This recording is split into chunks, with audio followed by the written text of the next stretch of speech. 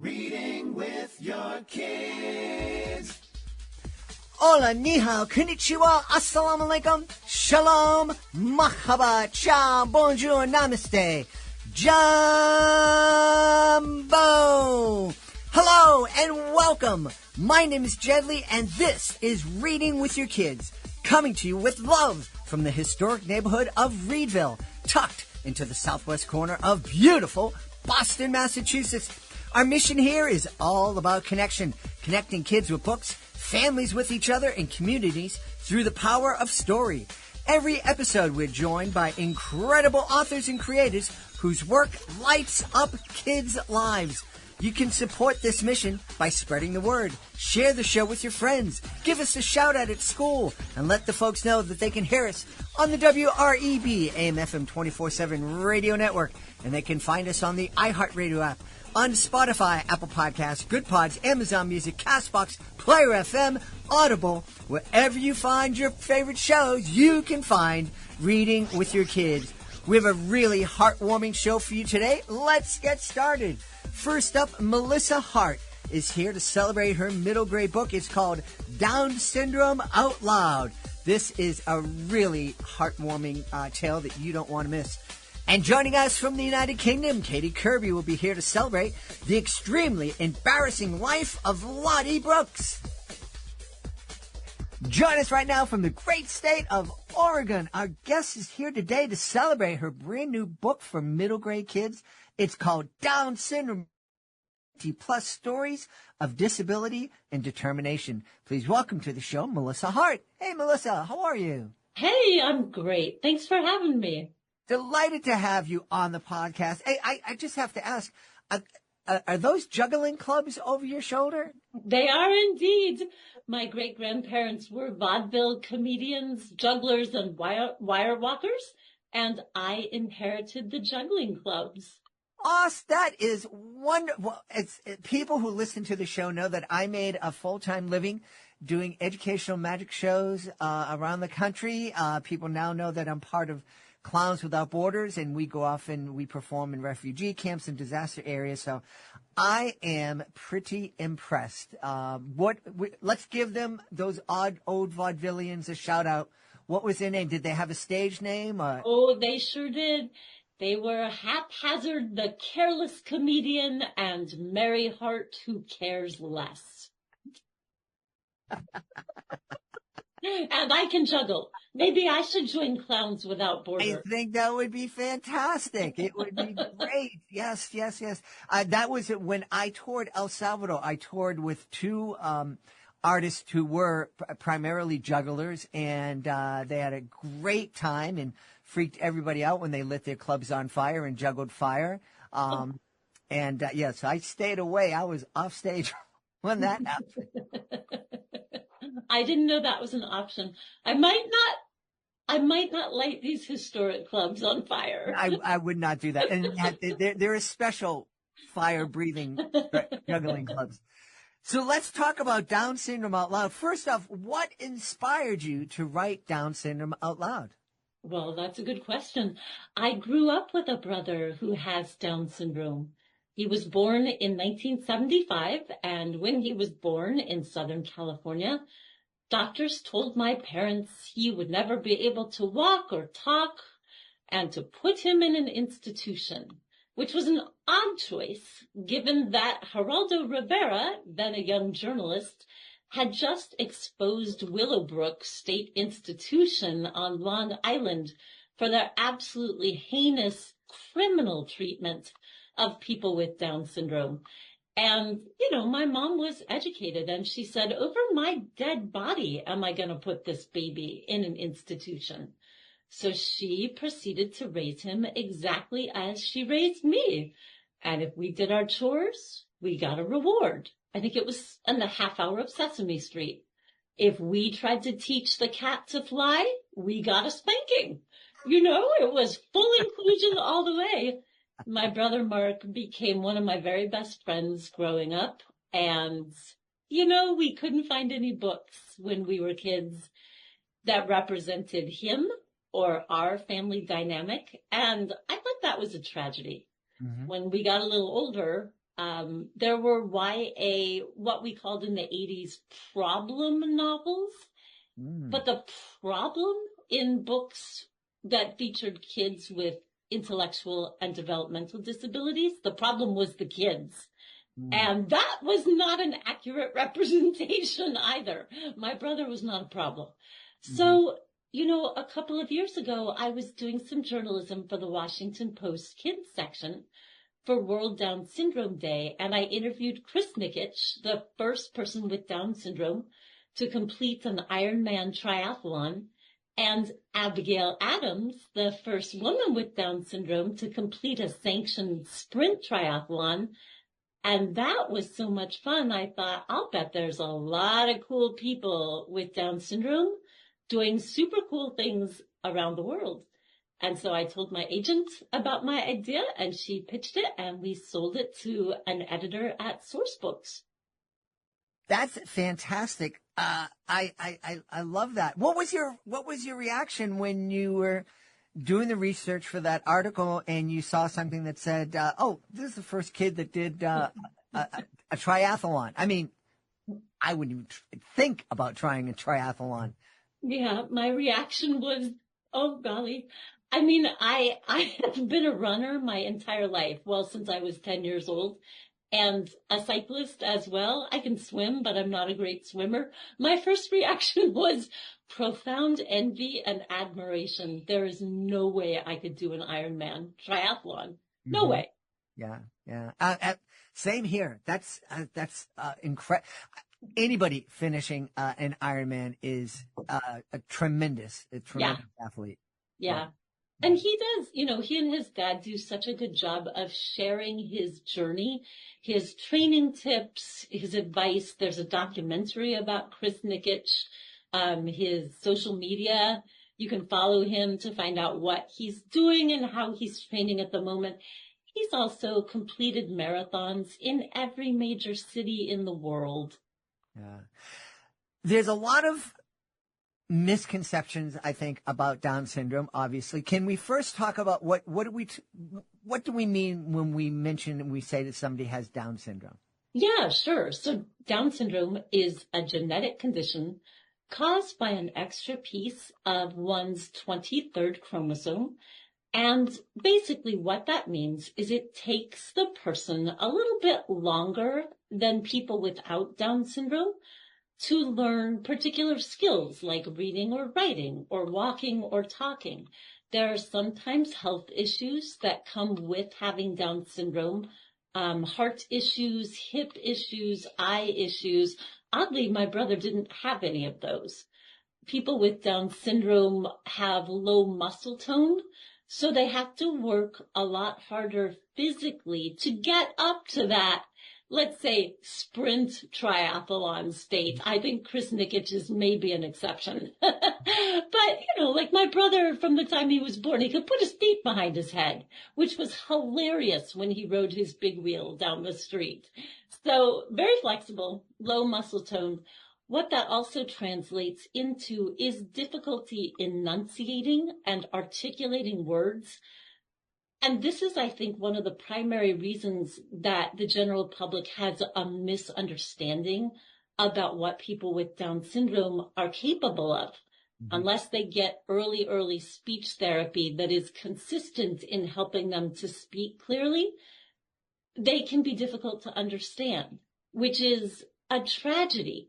If you're talking about somebody like Kayla McKeon or Charlotte Woodward, two of the very first U.S. congressional lobbyists with Down syndrome. I don't think it's any accident that the two of them have beautiful, clear speaking voices that they use quite often to talk with representatives, congresspeople about the issues near and dear to their hearts. Yeah. I think it's something that a lot of us human beings are guilty of. We see somebody who looks different than us, might speak a different language, and we make assumptions. And too often the assumptions start with, well, they're different, then that means they can't do a lot of things that we can do. And it's certainly something that I've tried to work on, and I'm certainly not. I still need more work on it, just to look and try not to make judgments. To get to know the person first before any judgments or assumptions are made. I think that's a wonderful way to live your life. I, too, am constantly doing this work. I don't think the work is ever done. Do you? No. And that's a good thing. Yeah. It keeps me on my toes. Yeah, exactly. No, the people I interviewed for this book, I ended up interviewing 22 people around the world, and their accomplishments and insights completely blew me away.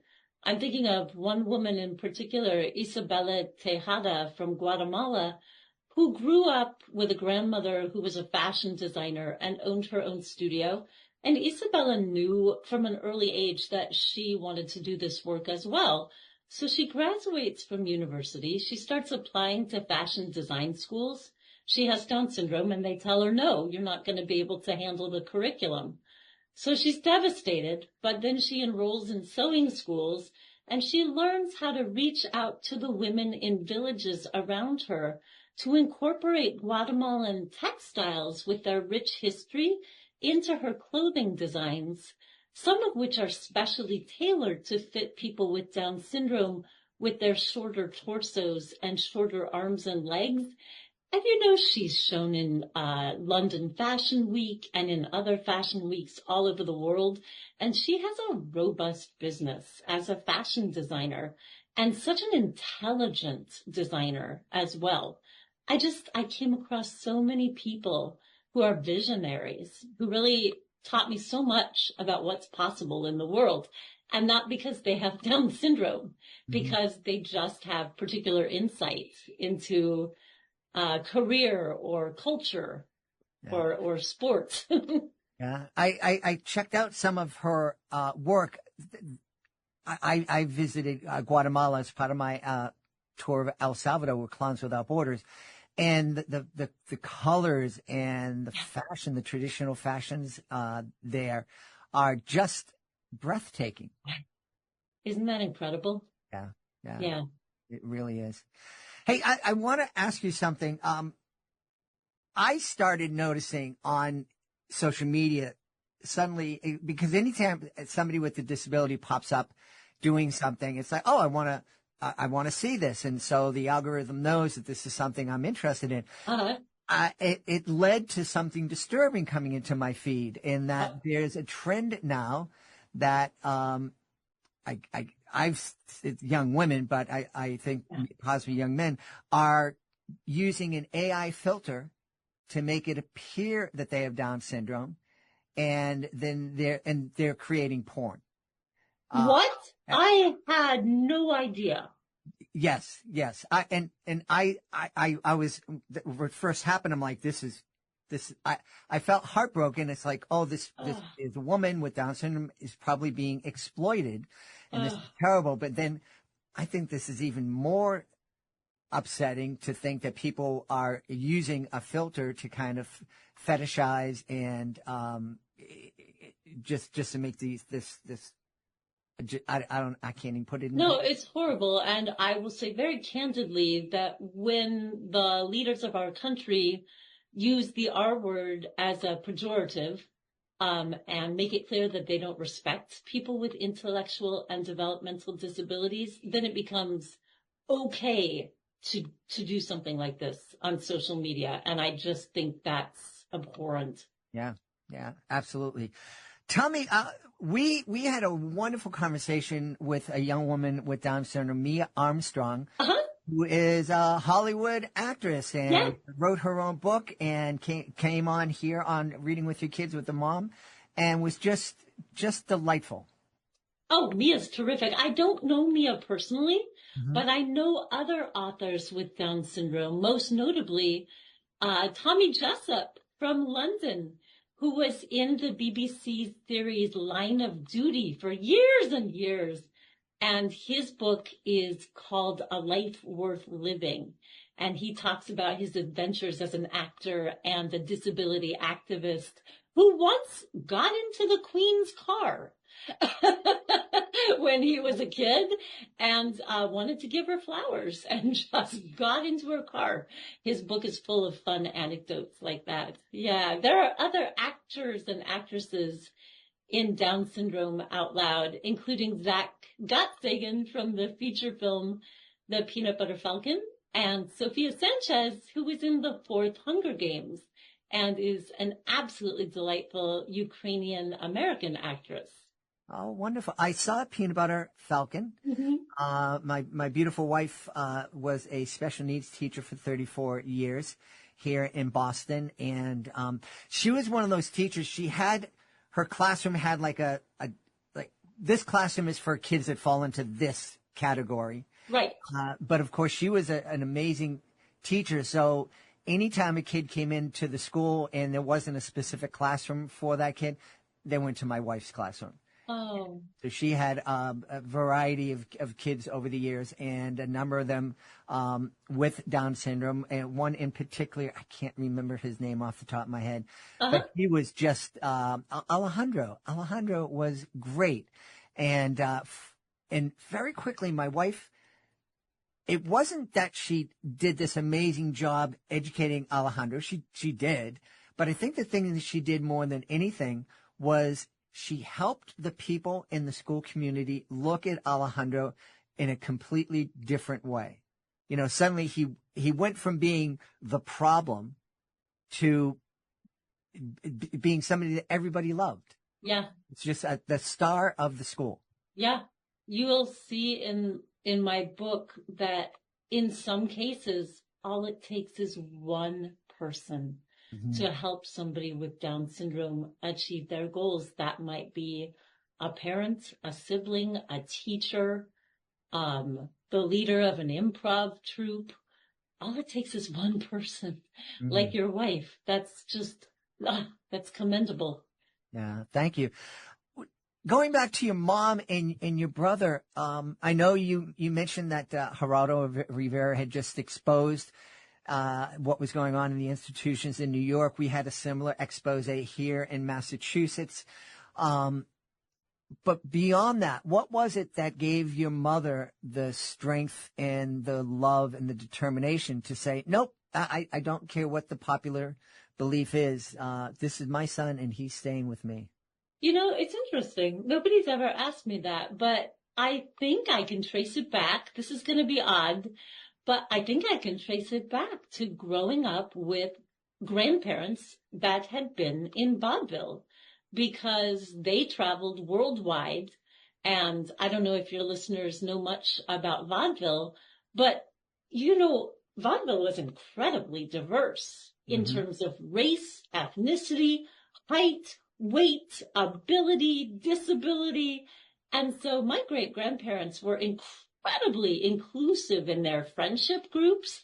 And then when they retired and my mom lived with them and her mom, they would come to the house. So the house was always full of these diverse people who were often part of marginalized demographics as well. And she grew up with a powerful sense of the underdog and the importance of standing up for these marginalized demographics and seeing their humanity, recognizing it, and helping to share it with the world. She was a journalist and a novelist, and a lot of this was her beat as well, disability journalism and LGBT journalism and things like that. So I think she, you know, the stage was already set. She would have been 29 years old when she gave birth to my brother. And I don't think it ever occurred to her not to bring him home. That's great. And I love that you chalk it up to vaudeville. I think so. Yeah. Well, it makes perfect sense because the arts are so powerful in terms of, you know, shaping public opinion. Yeah. Yeah. You know, one of the stories I'm most excited about in Down Syndrome Out Loud is the story of Nick Doyle, who lives in Ohio and is a founding member of the Improvineers, which is an all actors with Down syndrome improv group that tours all over the state. They are so funny. You can see clips of them on YouTube and other social media. But just the way that this group of actors is bringing disability center stage and educating people while making people laugh is just magnificent. That's wonderful. That's really wonderful. How did you find all of these amazing people? Well, I did a Google search, so I had a Google alert set on my phone for Down syndrome for about 6 months. But I was also pretty well connected in the community because of journalism. So I was able to, and because of my previous 2 books, my middle grade novels, Avenging the Owl and Daisy Woodworm Changes the World, both have main characters who have Down syndrome, and a lot of people from different organizations provided back cover testimonials, reviews for the book. So I was able to reach out to Special Olympics, National Down Syndrome Society, Global Down Syndrome Foundation, and others and say, hey, who's doing something really interesting, somebody with Down syndrome, that middle grade readers might like to read about? And so I began to gather this huge list of people doing fascinating things. The editor and I wanted this book to be as diverse as possible. We wanted it to be racially and ethnically diverse. We wanted it to be diverse across the U.S. and then the world. We also were aiming for diversity in terms of verbal abilities. There are a lot of people with Down syndrome out there who prefer to communicate in a way other than speaking. And so one of the people I profile is Canadian ice dancer and artist Meg Osada, who is a woman of very few words, but an incredible dancer, ice skater, and artist. That was a really fun interview over Zoom because she was able to take me around her house on her laptop, and I could see little details about her, like her favorite Starbucks drink, or what art she had done that was on the walls, what was in her bedroom, a beautiful picture of her dressed in traditional Japanese kimono. And so, not all people with intellectual and developmental disabilities choose to express themselves by talking in speech. So it was important to include some of those people in the book as well. Wow. What was the most surprising thing that you learned during this journey? Yeah, it was hands down. It was learning about Kayla McKeon and Charlotte Woodward, the 2 employees at National Down Syndrome Society, who are, again, the first U.S. congressional lobbyists with Down syndrome. Absolutely remarkable activists who just march into Capitol Hill on a regular basis. They're on a first name basis with senators and representatives, and they are fierce about what they're fighting for. I will tell you that this week is a major triumph for Charlotte Woodward. She has been trying for years as the recipient of a heart transplant to fight against discrimination in organ transplants for people with Down syndrome and other IDD. And finally, this week, the bill passed. She was also in People magazine this week. And so I wonder if the two are related. Kayla McKeon is with Charlotte fighting for more research into Alzheimer's and the connection between Down syndrome and early onset Alzheimer's. People with Down syndrome, I can't remember the statistic, but I believe Alzheimer's affects at least 90% of people with Down syndrome, and it really begins in their 50s. Oh, wow. And it's an enormous issue in this community. There's been very, very little research into the connection, and I believe nobody with Down syndrome has been a part of clinical trials to this date. But there are 3 people in the book in particular who are fighting to be a part of those clinical trials. Fantastic. I'm just amazed. It's a beautiful story. What kind of conversations do you think families can have? Because I absolutely think that Down syndrome out loud is something that a family should absolutely read together. Yeah. Maybe taking turns reading a story, because it sounds like you don't have to go from start to finish. You can just kind of go through the book and meet the different people. Yeah. What kind of conversations do you think folks can have as they're meeting these incredible people?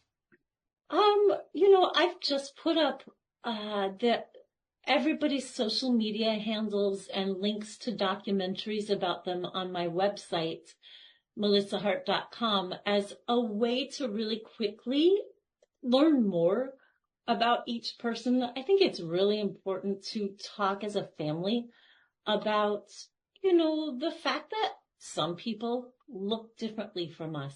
Mm-hmm. They may act differently. They may speak differently. We are all humans. We all deserve respect. We all deserve friendship. Mm-hmm. Something happened, I think, maybe 15 years ago that probably planted the seed of this book. I was in the grocery store here in Oregon with my brother, and I had gone to get something in a different aisle. And when I came back to his aisle, I came back just in time to see a mother yanking her maybe 4-year-old daughter away from him and saying, "Don't talk to people like him." Oh. And the look on his face, I mean, he was devastated. He's sure. so friendly and outgoing. He said, "I just tried to give her a high five." Mm-hmm. These conversations are crucial to have now in particular. And I think we have to teach kids how to be friends, people who might look or act or sound differently from us, because, naturally, some kids might be afraid. Some Mm-hmm. kids might be curious.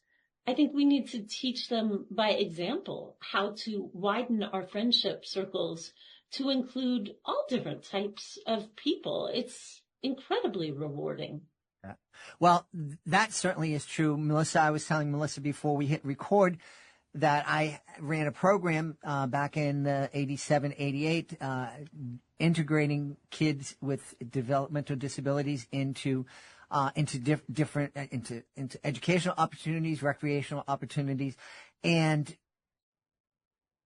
very quickly the kids that the quote unquote typical kids that we were bringing into our world and introducing them to the students, it took them very little time to develop friendships. It's just that I think it basically was, hey, I got me going in and saying, hey, I get these kids I'm working with, and we're going to come over, and they love people reading to them. They're not able to read themselves, but they would love it if you could read them stories. And the friendships were phenomenal. And it was instantaneous. That's all it took, was just a quick little, hey, we got these kids, they're a little bit different, and we're going to come, but they can't talk, they won't be, they're going to need some help walking, but they're going to really love meeting you. And that was it. That's all it took. You remind me of two things. At the back of Down Syndrome Out Loud, I profile some organizations, and one of them is the Best Buddies International Program, Mm-hmm. which matches people with disabilities with people without disabilities to become friends. And one of the beauties of Best Buddies is that you don't have to live in the same city. It can all be a friendship remotely, or it can be in the same city. But Best Buddies is, I believe, in junior highs, high schools, and at the college level as well. The other thing, and they have a website, bestbuddies.org. They're just amazing. The other thing you reminded me to point out is that I got to record the audiobook for Down Syndrome Out Loud. We felt really strongly that there should be an audiobook because not everybody with Down syndrome knows how to read. So they can look at Maria Pereira's incredible illustrations and listen to my dulcet tones as I read out loud. Well, I I love audiobooks. It is the way I consume 90% of my books these days. I love them too. What a great listen in the car. You're going to school, you're going to dance class, you're going to soccer, you're going to triathlon, you know, Right. and popping this in Yeah. and having conversations about the incredible people. I love that. Yes, I absolutely think we should They gave me shivers. encouraging people to do that. So, hey, Melissa, tell everybody, please. You mentioned your website earlier. Remind people the name of the website, the address, and where else that they can find the books. Oh, yeah. So you can buy Down Syndrome Out Loud wherever books are sold in the U.S. and the U.K. Your local indie bookstores, online bookstores. It's in libraries. If it's not in your library, please suggest that it's in your library. Order it from bookstores. It's everywhere. You can learn more about my work and especially about the people from Down Syndrome Out Loud at my website, www.melissahart.com. 1L, 2 S's. All right. And remind me, because I got to go look, remind me your grandparents' stage names. Haphazard, the careless comedian, and Mary Hart, who cares less. I gotta see if I can find something online. Oh, I'll send you some pieces I've written about them. Okay, that's a deal. Thank you very much. We've had a great time speaking to the author of Down Syndrome Out Loud, the great middle grade book that will hopefully help us all remember to get to know people before we make assumptions and judgments. It's a great book from our guest, Melissa Hart. Melissa, thanks so much for being on Reading with Your Kids. Oh, thank you so much. This has been such a pleasure. Before we invite our guest into the studio, I would love to invite you to visit a very special website. It's clownswithoutborders.org. Clownswithoutborders.org. This is a group that I absolutely adore. I am part of Clowns Without Borders, and I had the honor of being part of the 2023 tour of El Salvador. I had so much fun joining with artists from all over the world to bring a smile to people who really needed it and really appreciated it too. And we would love for you to join us as a monthly Joy Maker. The Joy Makers, they're a family of people just like you who love to laugh and make other people feel good. So please take a moment and visit clownswithoutborders.org and consider joining me as a Joy Maker. Join us right now from the United Kingdom. Our guest is here today to celebrate her middle grade series, the latest book in the series, The Extremely Embarrassing Life of Lottie Brooks. Please welcome to the show, Katie Kirby. Hey, Katie, how are you? Hello, I'm very good, thank you. Yeah, it's nice and sunny today in the UK, so yeah, all good. Beautiful, beautiful, beautiful. Katie and I were just talking about how lucky my beautiful wife and I were when we visited the UK and Ireland, and that we had such beautiful weather. I know, yeah, we were saying that you were extremely lucky because it's often raining, so yeah. Especially in Ireland. I think you were saying you went to Ireland and Scotland, which are both, quite often cold and rainy. Yeah. So you were very lucky indeed. Well, it appears that Lottie Brooks isn't lucky at all. She's not. She does have some quite bad luck, I'm afraid. So let's talk about it. First off, how old is Lottie, and why is her life so embarrassing? Well, we first meet her when she's 11 and she's starting high school, and she hasn't got any friends because one of her best friends has moved away from the area, so she's going to have to start school totally alone. And so she decides that that the key to sort of happiness and doing well at school is to be popular. So she tries to change herself and fit in with other people and be all the things that she wishes she was. But we soon learn that it kind of goes quite wrong for her, and it's not very easy pretending to be someone you're not. And she often puts her foot in it, or says the wrong thing. She's very clumsy.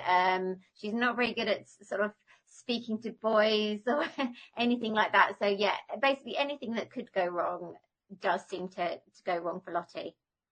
I feel terrible for her. We've hosted international kids here in our home. And so we've had lots of high school kids come and live with us. And one of them, unfortunately, just kind of fell into that groove. She just couldn't seem to make friends, and everything she tried, and she desperately wanted to make friends. And I felt so bad for her. Yeah, I mean, it's really important to have friends, isn't it? And if you can't make the right friends, then you're not going to have a very good time at school. And I think the thing with Lottie is that she tries to make friends with the wrong people who don't really like her for herself, and that's where she sort of goes wrong initially. And then she learns through the course of the book and the series that the key is finding people who like you for yourself and all your weird quirks. Mm-hmm, yeah. What number book is this in the Lottie series? So that's the first book. So it's only just arriving in the US, and in the UK, I'm writing book number 8 is about to come out, and I'm already writing book number 9. So we're quite far ahead. So I'm having to sort of like think right back to like years ago here, because lots happened since that first book. That must feel absolutely wonderful that you've created this character that is resonating with kids and families in the UK, and now it's launching in the US. I'm imagining that that's something every author dreams of. Yeah, it's amazing. I mean, when I first wrote the first book, I had no idea how it was going to go down, and I just wanted to write something that I would have enjoyed when I was Lottie's age.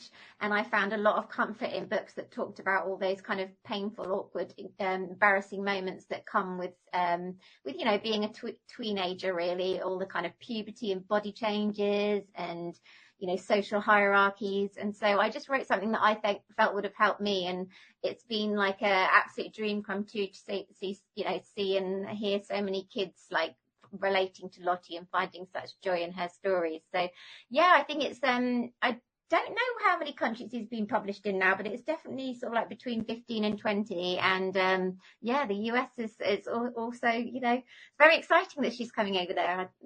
I hope everyone likes her. Yeah. Now, was the character of Lottie, was that based on anybody in particular?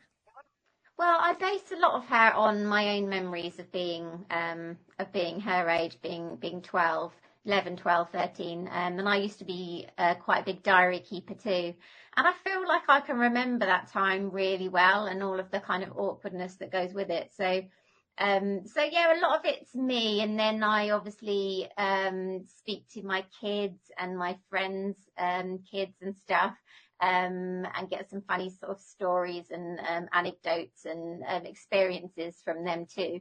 But yeah, I don't think much changes. I think it's more just like the references. So I have to kind of update the kind of brands and the music and the people she might have crushes on and things like that. But essentially, it's pretty much like, being that age is nothing changes. I say to my kids, I used to be young too, and I used to worry about all the same things as you did. I think that's something that hopefully would comfort kids, is just to know that, hey, everybody goes through this. It might look like there are some kids that have it together and know everything and are completely cool and comfortable with their lives, but the reality is, no teenager is. No, everyone's just trying the best they can, I think, and it's completely normal to mess up and get things wrong, and which we see throughout the book that Lottie does many, many times, but she always comes through it, and she always, she picks herself back up, dusts herself off, and carries on. That's wonderful. I'm curious, you mentioned that you had to kind of update things from your memories. Did you have to do any changes to make the book more appropriate for the U.S. audience, or are we basically reading the same book? Yeah, I think obviously my editors did help on advising with a lot of that, but I think I don't think a lot has changed, but it's just like the references. So we have a mum here in the UK, and you have mom. So just things like that. And then some of the sort of snacks that Lottie's quite obsessed with. We have Monster Munch and What's It here, and I think they've been changed to like pickle flavored corn snacks and to cheese puffs and stuff. So they've just sort of updated, and then I guess it's grade, not year, and just those references and things. But I think, apart from that, it's still supposed to be set in Brighton, where Lottie is from in the UK, and so not a huge amount, but just so that it makes more sense and is more relevant to the American audience. I am amazed, and when I toured Scotland and Ireland, we were with a group, and I was amazed at how many people in the group weren't fluent in British terms. They heard, the bonnet. What's a bonnet? What do you mean there's a bonnet on a car? And I'm like, don't you ever watch the BBC or anything? Come on. No, I quite liked when I used to read a lot of American books when I was younger, I quite liked keeping the terms in because I liked hearing all the different, Twinkies and sidewalk and garbage and all of that. And I think it's quite interesting, actually, but maybe it's just a bit confusing for kids. I'm not sure. Yeah, I agree with you. I really enjoy if I'm watching something from another country, I'd like to learn about it. Yeah. My wife is very frustrated because I loved a lot of media from Latin America, and of course, when I consume that media, I learn all the bad words, and that makes her really upset. Yeah. Have this with 8 and soon to be 9 books in the Lottie series, do you have time to explore other genres and other characters? Oh, not really at the minute, because they have me on quite a tight schedule. My publishers, they're like, "Come on, I need to get the next book out." So I don't, but it is something that I'm always thinking of. I think when you're a writer or an author, it's always quite exciting to have another kind of project brewing in the back of your mind somewhere. So I just don't have time at the minute, but I would love to. I would love to do some different genres, and I'd like to write for adults maybe one day, but I'd also like to do some young adult maybe. Lottie's very middle grade, so even though she's getting older, she can't really move into a different genre because it'd be a bit weird for the readers. They right. It has to be the same kind of age bracket, but maybe one day, I would love to try some different stuff, and I've got a few ideas. It's just the ideas aren't the problem, it's the time. Yeah. Well, that's a good problem to have. You hit it out of the park, and now people just want more and more. That's fantastic. It is. It's amazing, and I feel very, very lucky, and lots of exciting things on the horizon too. Like possibly TV show might be coming. There's I feel like she's only just getting started, and there's lots more down the line. Lots of exciting things coming. You must have read my mind, because it sounds like Lottie would make for a great either animated or live action series. Yeah, it's one of my I get quite lots of lovely fan mail. I'm very lucky, but one of the most common questions I get asked by fans of the books is, "Are you going to make a TV show or a movie? And if so, can I audition to have a part in it?" And I love the innocence. They expect that it's just down to me, and I'm just going to decide. I'll just make a TV show. Why not? But unfortunately, it's a lot more complicated and a lot more hoops to jump through to get it done. But it has been optioned, so we're just crossing our fingers and hoping that it happens. And I think the plan is it's going to be more of a live action thing that might have some, cut to some doodles and things like that too. But I think it would work really well. So I'm really hoping it does happen. Well, that's fantastic. Congratulations. Thank you. If you had a magic wand and you could wave it, is there any actresses that you could see playing Lottie? Oh gosh, I mean that would be a tricky one, but in a way I'd say not, because I think that the kind of the key to the kind of success of the books is Lottie's such an average person. Like, she's not super pretty, she's not super clever, she's not super sporty or any of those things, and she's just such an everyday girl that I kind of would quite like to have open auditions and just get people who haven't had all that acting experience necessarily, just normal people to come and audition to play that part. And I think that could work really well. So So yeah, we shall see. One of the things I discuss with authors of picture books is, was it difficult for them because here, at least here in the States, a traditionally published book, there's very little, if any, communication between the author and the illustrator. They really like to keep a very strong firewall between those two. And some authors have expressed, it was difficult to kind of hand over control of their work to somebody else and let somebody else tell that part of the story. I know it hasn't happened yet, but as you're discussing, this Lottie becoming a live action series, does that worry you at all that, there's a different creative team going to be taking over my girl?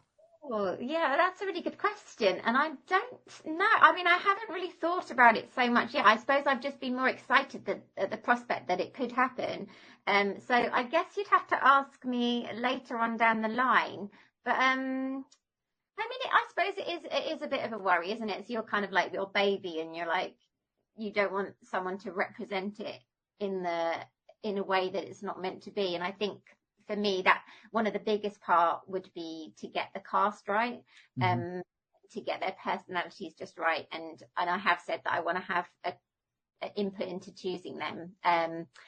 So yeah, I think it would be tricky, but I also trust, I don't have time to kind of do too much on it myself. And I also, I realize that TV is quite a different medium to writing and books, and that I, probably have to hand over to the experts, and they will know exactly what would work best, and, what scenes and which parts of the storyline to put in. So yeah, I don't know. I will report back.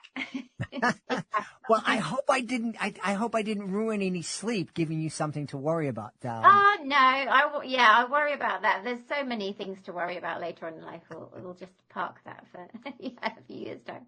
So when you were young and making a lot of the same mistakes that Lottie is making, did you dream of becoming a writer? Yeah, I mean, I don't know if it was my only dream. I used to also dream I wanted to be a dancer, like maybe in a girl band or something, or a backup dancer, but I didn't have any coordination, unfortunately, so that didn't go very well. But I always loved writing, yeah, and I used to write for fun when I came home from school, lots of different stuff, and then I obviously wrote diaries too, and that was just partly because I just loved to write, and it's kind of, I always say to like people who say, what have you got any advice for like wannabe authors, kids especially? And I always say that writing a diary is a great way to sort of practice and, practice writing every day and find your voice and your style and what works for you. So yeah, I did that, and I always thought, it'd be lovely. I always dreamed of writing a book, but didn't necessarily think it was ever going to happen.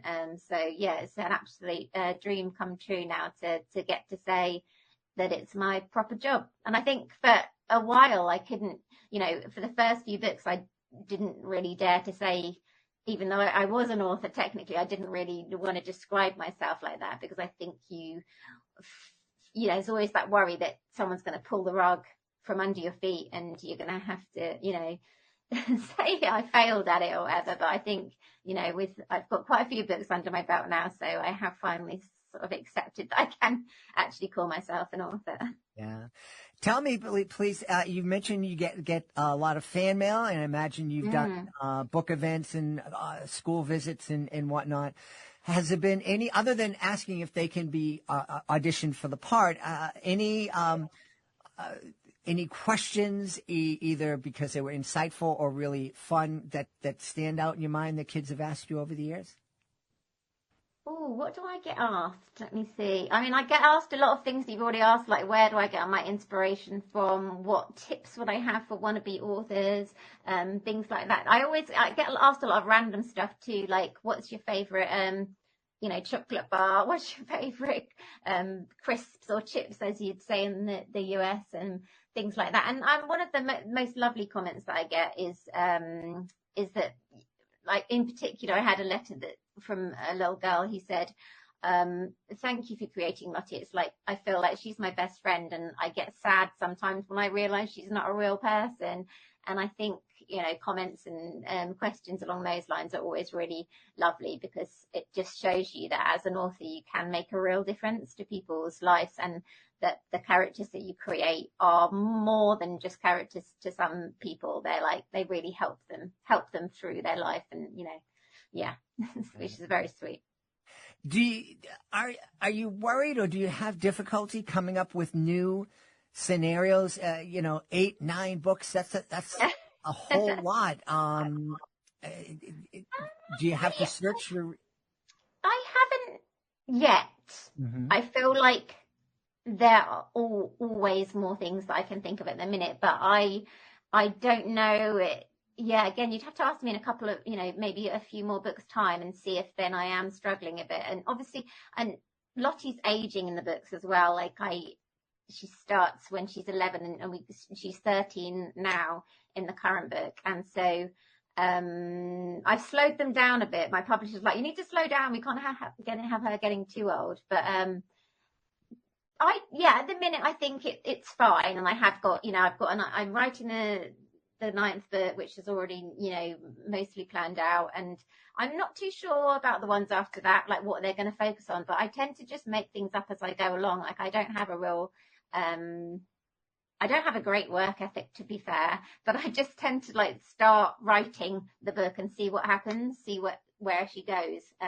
Sometimes if the books have got a theme, it's a bit easier, but sometimes they don't even have a theme. So I'm just kind of trying to think of, what could happen. But I guess she's like an everyday girl, and they're not hugely plot led. They're led by everyday occurrences and the things that all kids go through. So there's lots of friendship dramas, and in the last bit there was more of a bullying incident. So it's just kind of like all of the things that you could go through in life. There's school camps and going away with their friends and various holidays and stuff. So I just kind of following what I would expect to happen in her life, but we'll see.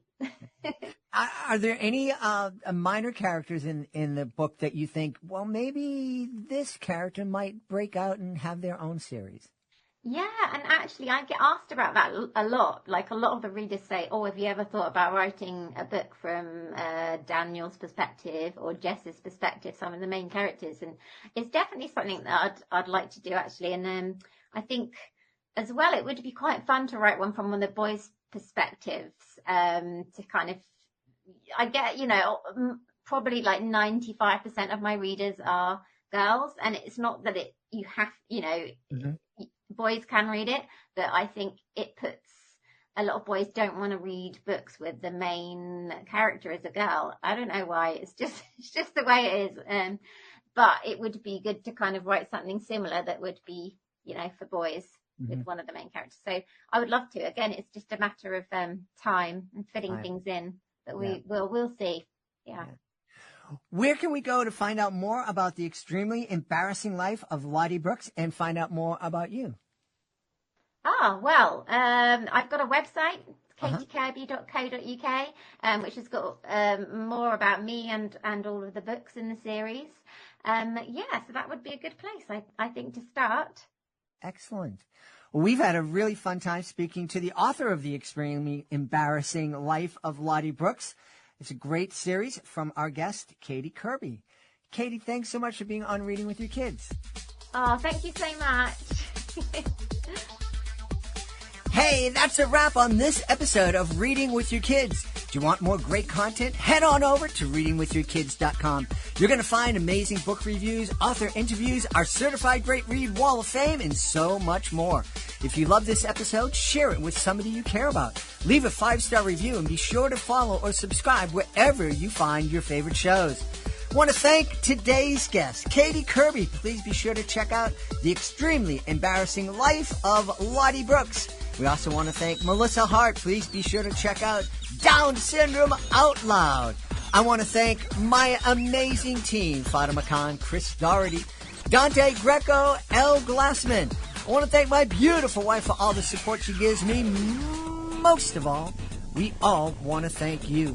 Thank you so much for taking the time to join us today, and thank you so very much for taking the time to read with your kids. You are the real hero, because every time you read with your kids, You're spreading love, learning, and kindness into the world. I'll be looking for you in the next episode of Reading with Your Kids.